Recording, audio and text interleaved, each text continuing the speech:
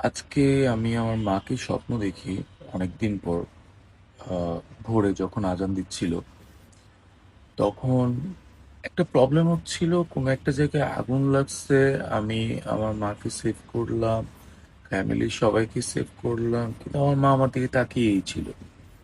এক মুহূর্তের জন্য ওনার চোখটা আমার আমার থেকে সরেনি।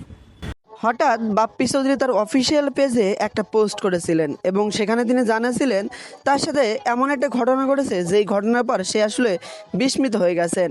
তার মা অনেক দিন আগে মারা গেছেন। তার সেই মৃত মা তার স্বপ্নে আসে এবং ভোরবেলায় স্বপ্নে এসেছিল। তো স্বপ্নে আসার পরে সে একটা স্বপ্ন দেখে, স্বপ্নের বর্ণনা আসলে সে করে। প্রথমে সে বলে যে সে তার মাকে স্বপ্ন দেখে তাদের হচ্ছে এমন একটা জায়গায় রয়েছে যেখানে আগুন লেগেছে। আগুন লাগার পরে সে সবাইকে সেভ করেছে। সেভ করার পরে তার মা তার দিকে তাকিয়ে রয়েছে, কোনো কথোপকথন বলেনি, শুধু তাকিয়ে তাকিয়ে তার দিকে দেখতেছে। বাপ্পি চৌধুরী বারবার বলেছিল তার মাকে যে মা তোমার সমস্যা কি, আমি তোমাকে সেভ করেছি, এমনটাই বলেছিল বাপ্পি চৌধুরী। দেন আমার মা বলছিল যে তাকে সেভ করে যখন সামনে গেছে, কি হয়েছে মা? চুপ করেই আছে, কথা বলছে না।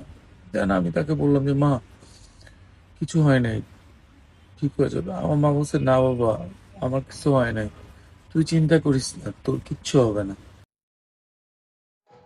তার ফেসটা দেখলে বোঝা যেত যে সে খুব ভয়ে রয়েছে, সে খুব আতঙ্কিত হয়ে গেছে সেই ভিডিও বা তাকে মাকে স্বপ্ন দেখার পরে। তো সেই স্বপ্নের বর্ণনা সে আসলে করে। তো এই ভিডিওটা আপলোড করার পর থেকে সোশ্যাল মিডিয়ায় তাকে নিয়ে এমন আলোচনা শুরু হয়, সবাই কিন্তু তাকে বিভিন্নভাবে সাপোর্ট করে, বিভিন্নভাবে সান্ত্বনা দেয়। আমার গত ভিডিওতে আপনারা অনেকেই কমেন্ট করেছেন, অনেকভাবেই তাদের সান্ত্বনা দিয়েছেন। আমি দেখাবো আপনাদের সেইটা। তুই চিন্তা করিস না, আমি তো আছি, আমি তোর কাছেই আছি, আমি তোর সামনেই আছি। তখন আমি যখন চোখটা খুলছি, একদম ভোরে, তো হঠাৎ করে দেখলাম আমার বাবা উঠতেছে, তার ঘুমটা ভেঙে গেছে।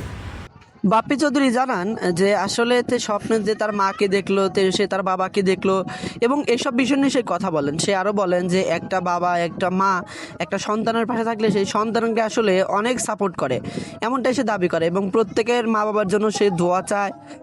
এভাবে কিন্তু বাপ্পি চৌধুরীর লাইফটা শেষ হয়। তবে বাপ্পি চৌধুরীর লাইফে অনেক কিছু তথ্য ছিল, হঠাৎ করে তার মাকে দেখা, তার বাবাকে দেখা, সব কিছু মিলে একটু বেশি আতঙ্কিত হয়ে গেছিলেন, কারণ ভোরবেলায় স্বপ্ন দেখেছিল। সবকিছু মিলে কিন্তু নানা রকম প্রশ্ন।